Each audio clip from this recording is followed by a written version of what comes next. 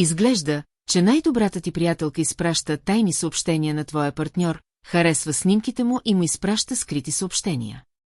Преди всичко сподели това видео с 5 от контактите си в WhatsApp, напиши в коментарите «Привличам» и натисни сърцето. Ще ти разкрия нейната самоличност, за да разсея всяко съмнение.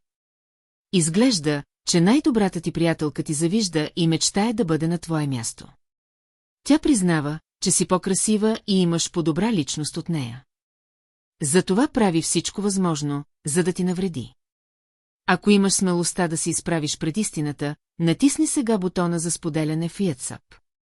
Четвъртият контакт, който ще се появи, ще бъде този на приятелката, която ти желае зло, това е безспорно. Препоръчва се да запазиш това видео, защото то може да ти донесе защитна енергия. Това е допълнителна предпазна мярка, която можеш да предприемеш. Освен това, те съветвам да бъдеш предпазлива и внимателна към настоящата си връзка, защото изглежда, че си срещнала човек, който може да бъде твоята сродна душа. Виждам светло бъдеще и за двама ви, в което най-накрая ще се чувстваш обичана, желана и в безопасност. За да покажете намерението си, включите се активно, като взаимодействате 3 пъти.